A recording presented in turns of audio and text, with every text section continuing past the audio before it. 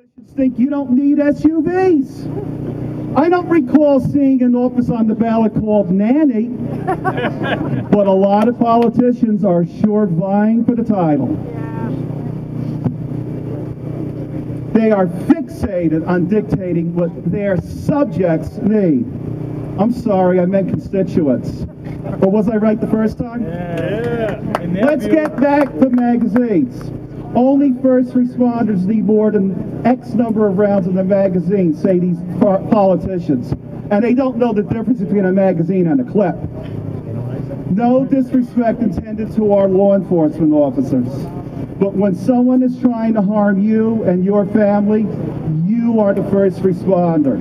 Police are the second responders. They get there after the incident has happened to investigate and do the paperwork. Until the police get there, you are on your own. Yeah. You have to deal with the threat. The final arbiter of how many rounds you need in your magazine, how many ounces you need in your drink cup, and what vehicle you drive is you. Yeah. Our politicians work for us.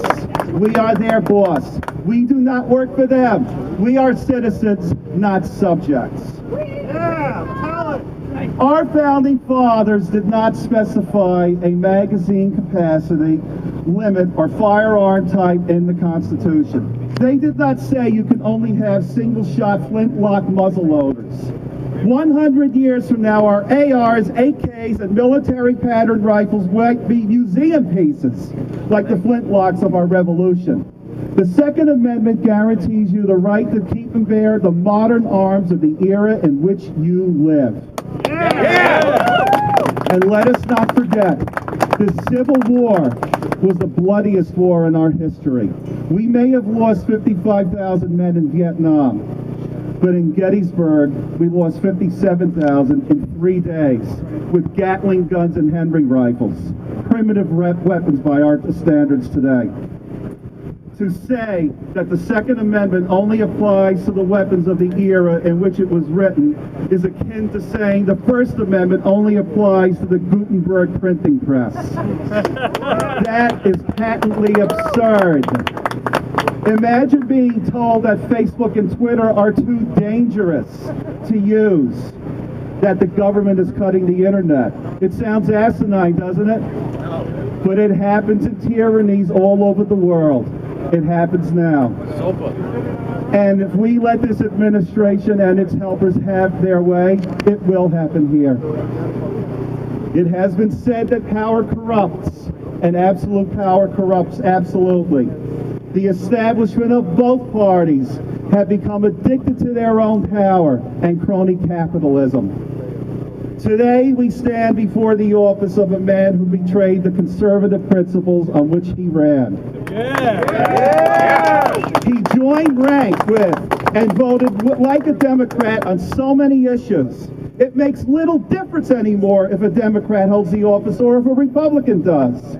If all three Michaels, McMahon, Murphy, Grimm, support the atrocious New York SAFE Act, what difference does it make which one of them is in that building? Amen. Yeah. Amen, brother.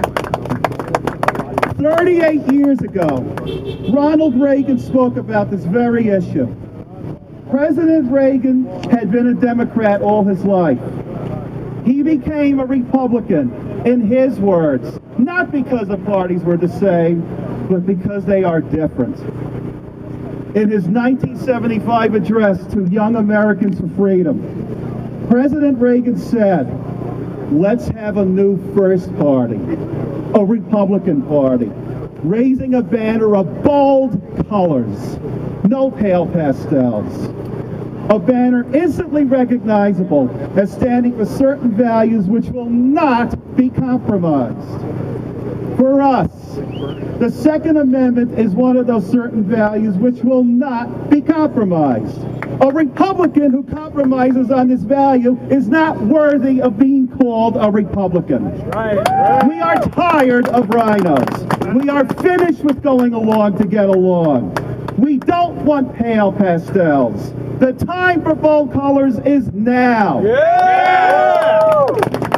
The Second Amendment There is absolutely no negotiation, no compromise, no reasonable debate. There is nothing to talk about. We didn't start this war, but we will finish it. Yeah!